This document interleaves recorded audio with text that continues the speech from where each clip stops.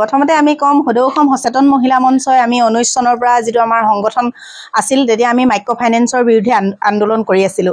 তাৰ পিছতে আমাক চৰকাৰে আলোচনাত মিলিত হৈছিলো। তাৰ পিছতে আমাৰ মহিলাসকলক সকলো মহিলাকে দিম বুলি চৰকাৰে ক'লে যে ডক্টৰ হিমন্ত বিশ্ব শৰ্মাই ছাৰে ক'লে যে কোনো মাইক্ৰ ফাইনেন্সৰ লোন ঘূৰাই দিব নালাগে, মোৰ মূৰৰ ওপৰত দি দিয়ক, মই মাৰি দিম। গতিকে আমি যিহেতু চৰকাৰে দিলে কিন্তু আমি সকলো মহিলাই পাবলৈ সক্ষম নোহোৱাৰ কাৰণে আমাৰ মহিলাসকল এতিয়া এইবাৰ ইলেকশ্যনত তেওঁলোকে মনটো ভাঙি পেলাইছে। কাৰণ চৰকাৰে দিম বুলিহে কৈ আছে।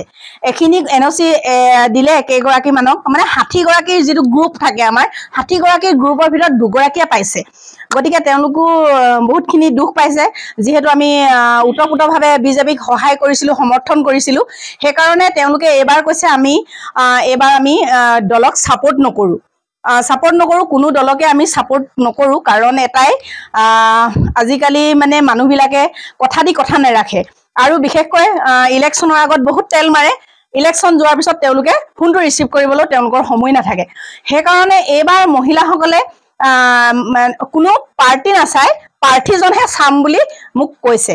গতিকে সেই কথাটো মই আপোনালোকক অৱগত কৰিছো। সদৌ অসম সচেতন মহিলা মঞ্চই কোনো ৰাজনৈতিক এটা দল নহয়, মই আগতেও কৈছো এতিয়াও কম। কিন্তু আমি এজন ব্যক্তিক বা এটা দলক ছাপোৰ্ট কৰিব লাগে। কিন্তু কোনোবাই যদি আমাক কাগজৰ ফুল বুলি ভাবে, সেয়া যে ভুল এইবাৰ ৰাইজে আমাৰ দেখুৱাই দিম বুলি কৈছে। যিহেতু আৰু সৰ্বানন্দ সোণোৱাল ডাঙৰীয়াক আমি মাইক্ৰ ফাইনেন্সৰ বিষয়ে কোনোদিন আমাৰ মহিলাসকলৰ বিষয়ে এবাৰো কোৱা শুনা নাই, এষাৰ কথাও কোৱা শুনা নাই।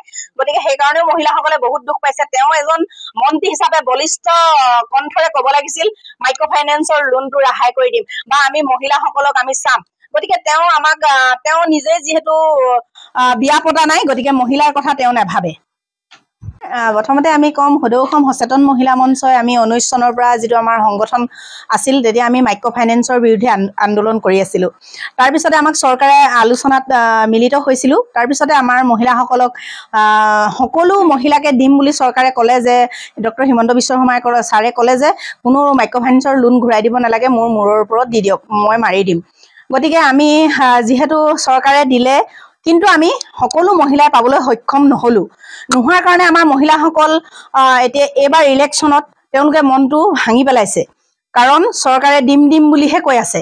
এখিনি এনঅচি দিলে কেইগৰাকী মানক, মানে 60 গৰাকীৰ যিটো গ্ৰুপ থাকে আমাৰ 60 গৰাকীৰ গ্ৰুপৰ ভিতৰত 2 গৰাকীয়ে পাইছে। গতিকে তেওঁলোকো বহুতখিনি দুখ পাইছে, যিহেতু আমি ওতঃপ্ৰোতভাৱে বিজেপিক সহায় কৰিছিলো, সমৰ্থন কৰিছিলো। সেইকাৰণে তেওঁলোকে এইবাৰ কৈছে এইবাৰ আমি দলক ছাপোৰ্ট নকৰো, কোনো দলকে আমি ছাপোৰ্ট নকৰো। কাৰণ এটাই আজিকালি মানে মানুহবিলাকে কথা নেৰাখে আৰু বিশেষকৈ ইলেকশ্যনৰ আগত বহুত তেল মাৰে।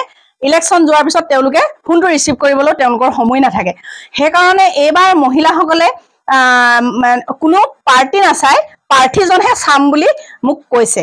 গতিকে সেই কথাটো মই আপোনালোকক অৱগত কৰিছো। সদৌ অসম সচেতন মহিলা মঞ্চই কোনো ৰাজনৈতিক এটা দল নহয়, মই আগতেও কৈছো এতিয়াও কম। কিন্তু আমি এজন ব্যক্তিক বা এটা দলক ছাপোৰ্ট কৰিব লাগে। কিন্তু কোনোবাই যদি আমাক কাগজৰ ফুল বুলি ভাবে, সেয়া যে ভুল এইবাৰ ৰাইজে আমাৰ দেখুৱাই দিম বুলি কৈছে। যিহেতু আৰু সৰ্বানন্দ সোণোৱাল ডাঙৰীয়াক আমি মাইক্ৰ ফাইনেন্সৰ বিষয়ে কোনোদিন আমাৰ মহিলাসকলৰ বিষয়ে এবাৰো কোৱা শুনা নাই, এষাৰ কথাও কোৱা শুনা নাই। গতিকে সেইকাৰণেও মহিলাসকলে বহুত দুখ পাইছে। তেওঁ এজন মন্ত্ৰী হিচাপে বলিষ্ঠ কণ্ঠৰে ক'ব লাগিছিল মাইক্ৰ ফাইনেন্সৰ লোনটো ৰেহাই কৰি দিম বা আমি মহিলাসকলক আমি চাম। গতিকে তেওঁ নিজে যিহেতু বিয়া পতা নাই, গতিকে মহিলাৰ কথা তেওঁ নাভাবে।